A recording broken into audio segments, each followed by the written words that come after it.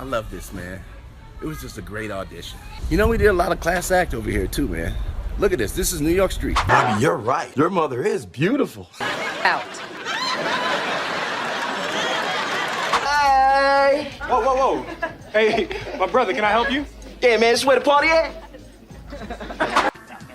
Yo, Demeter, I thought you were gonna play with my frog. Your frog ain't jumping in my direction. There's a new tadpole in town. I told you pretty clearly the last time. I don't know nothing about any murder. Look, man, it's Willie Nelson. Not Willie Nelson, stupid.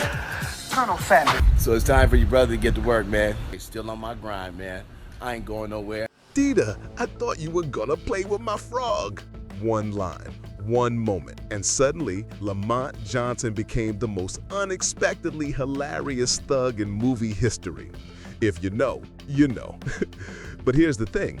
Most people remember the character, not the actor. And today, we're changing that. Lamont Johnson might not be a household name, but his performance as Wedge in the 1992 cult classic Class Act left a permanent mark on comedy fans everywhere. His face, instantly recognizable. That voice, unforgettable. And the comedic timing, impeccable. He didn't just deliver a funny line, he created a moment. A meme before memes existed. A thug who wasn't just funny, but weirdly lovable. He gave Class Act one of his most quoted lines and made you laugh when you least expected it. But who was Lamont Johnson before The Frog? How did he go from the streets of Philly to starring alongside Kid and Play in a wax museum showdown? And why did that one bizarre line resonate for decades? This isn't just a tribute. It's a dive into the life and legacy of a man who turned minor roles into major moments. So if you ever laughed harder than you expected at A Thug with a Frog, stay tuned. This one's for you. Lamont Johnson was born in February 1955 in Philadelphia, a city that shaped his grit, humor, and edge from the very beginning. Growing up in rough neighborhoods wasn't easy, but it gave him a survival instinct that would later translate into raw, real performances on screen. He wasn't born into the industry. There were no acting coaches or child star dreams. What Lamont had was street smarts, quick wit, and the ability to turn tension into laughter. His comedic voice didn't come from a stage, it came from everyday life, roasting with friends, dodging trouble, observing people. Philly made him sharp and fearless. As a kid, he watched the world closely. He studied people's mannerisms, accents, and body language, not knowing these skills would someday help him breathe life into characters. In school and on the block, he was the funny one, the guy who could diffuse a fight with a joke or make someone double over from laughter with one facial expression. By the time he hit his 20s, that natural charisma had people telling him, "You should be on TV." And slowly, the idea of acting went from fantasy to focus. But the road to Hollywood was just beginning. In 1983, at the age of 28, Lamont Johnson packed his bags and left Philly for Los Angeles. No agents, no connections, just a dream, and the kind of determination you only get from years of hustling. Hollywood was a whole different world, and it wasn't exactly waiting with open arms. For nearly a decade, Lamont took whatever roles he could get. Extras, background characters, the occasional speaking line. He lived the grind, audition after audition, rejection after rejection. But each small win fueled the next. Every callback, every foot in the door was a step forward. By day, he worked odd jobs to pay the bills. By night, he studied scripts, worked on monologues, and chased every lead. He knew he wasn't the classic leading man Hollywood was used to, but he had something even more valuable: presence, a way of making a role feel real. There were moments of doubt, but quitting, not an option. Lamont wasn't chasing fame, he was chasing the chance to do what he loved. He believed that one day the right role would come along, and in 1992, it finally did. But the journey there was built on sweat, sacrifice, and an unshakable belief in his craft. After nearly 10 years of hustling in Hollywood, Lamont Johnson finally landed the role that would define his career: Wedge, the hilariously unhinged henchman in Class Act. The year was 1992. Kid and Play were hip-hop royalty, turning their charisma into comedy gold, and Lamont was about to steal scenes right out from under them. Wedge wasn't just a thug. He was unpredictable, intense, and most importantly, funny. Lamont brought something fresh to the role, the menace of a street tough with the vulnerability of a kid who maybe, just maybe, never really grew up. You weren't sure whether to laugh at him or feel sorry for him, and that's exactly why it worked. He wasn't the star of the movie, but he didn't need to be. Lamont knew how to own his moments. With just a few lines, some wild expressions, and fearless energy, he turned Wedge into the film's most bizarre and beloved character. Dita, I thought you were gonna play with my frog. It's the line that launched 1,000 rewatches and memes. Out of nowhere, in a moment where tension should have been high, Lamont Johnson delivered a line so absurd, so bizarre, that it stopped audiences cold, and then made them burst out laughing.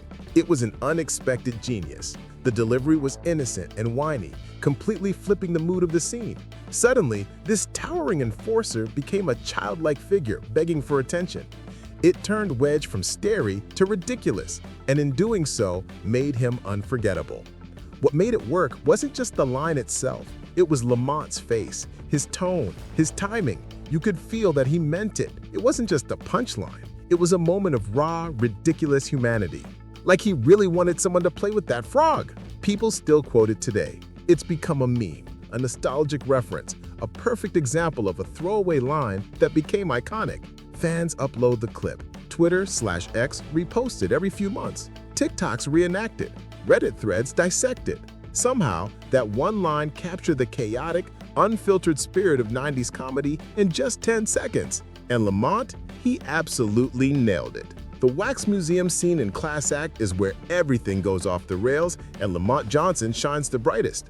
As Wedge and Mink chase Kid and Play through creepy, frozen statues, what starts as a standoff turns into full-on slapstick mayhem. And Johnson, he turns getting smacked into an art form. Thomas McCall Ford, playing the cold-blooded Mink, dishes out slaps left and right, and Lamont, as Wedge, takes them like a living cartoon character. His reactions, wild-eyed, confused, almost grateful, are so exaggerated they feel pulled from Looney Tunes. But instead of feeling fake, they're genuinely hilarious. The physical comedy is spot on and perfectly timed. You could argue that without Wedge's goofy energy, the scene wouldn't work. Ford plays the straight man, and Lamont brings the chaos. It's classic comedy chemistry, and it elevates what could have been a forgettable chase into something unforgettable and meme-worthy. And here's the kicker. Johnson's physicality made Wedge lovable. You wanted to see him get smacked again, just to watch his reaction. That's not easy to pull off. It takes timing, control, and a willingness to look completely ridiculous. Lamont didn't hold back, and it made the scene an all-time favorite for fans of absurd, over-the-top comedy. On-screen duos come and go, but the chemistry between Lamont Johnson and Thomas McCall Ford in Class Act was lightning in a bottle. As Wedge and Mink, they weren't just partners in crime, they were a comedy tag team. Ford was the muscle, the straight-faced villain. Lamont was the chaos, the comic relief, who made you laugh even when you weren't supposed to. Their dynamic was all about contrast. Ford's deep voice and stoic presence made Lamont's wacky energy pop even more. The way Ford would deliver a deadly serious line, followed by Lamont reacting like he'd just seen a ghost, created this perfect rhythm. You couldn't script it better, even though technically it was scripted. That chemistry didn't just make Class Act funnier, it gave it heart. Even when Wedge was getting slapped around, you sensed there was a strange loyalty between the two, like a dysfunctional duo that somehow just worked despite the absurdity. After Class Act, Ford went on to iconic status as Tommy on Martin, while Lamont continued to appear in roles across film and television. But for fans of 90s comedy, their duo in that one film remains a golden moment, an underappreciated masterclass in comedic balance and timing. After Class Act, Lamont Johnson didn't disappear. He did what great character actors do. He kept showing up on your TV screen, in sitcoms, dramas, and crime shows, always recognizable, always solid. He popped up on The Fresh Prince of Bel-Air, ER, Family Matters, Sister Sister, Home Improvement, Charmed, and even CSI Miami.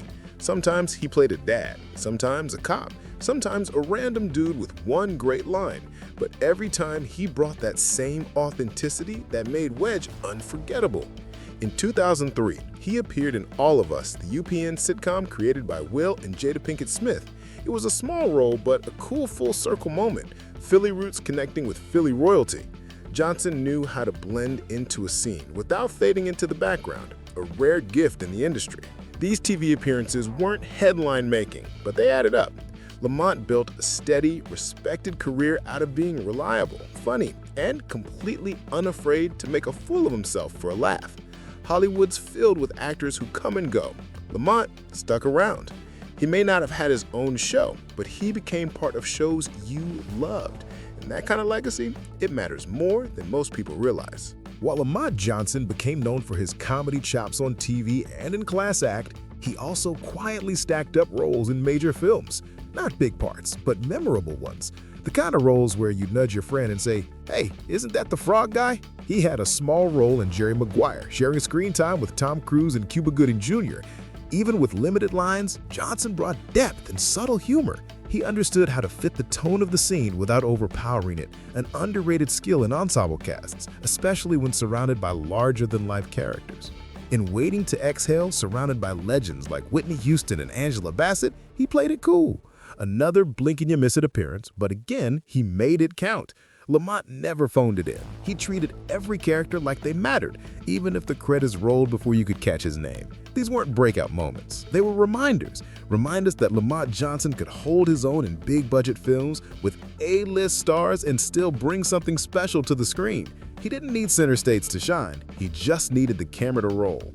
And when it did, he showed up, ready to deliver the goods. Lamont Johnson may not have been a superstar, but in the world of character actors, he was gold. He made a career out of making moments matter.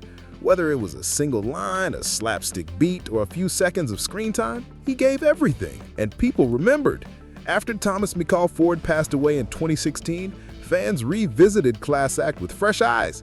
Suddenly, clips of Wedge were everywhere. That frog line resurfaced, slap compilations at YouTube, TikTok brought it to a new generation, and Lamont Johnson, once a background player, was back in the spotlight, this time as a nostalgic icon. The beauty of Lamont's work is that it aged well. He wasn't chasing trends, he was just being funny, raw, and real. That kind of humor never goes out of style. It's why his moments still get shared today, decades later. He didn't become a household name, but he became part of the culture. And in the end, that's the legacy of a great character actor, making the most out of every frame and turning bit parts into big laughs. Lamont Johnson did exactly that. If you smile just remembering him like this video, subscribe, and share it with someone who loves the classics.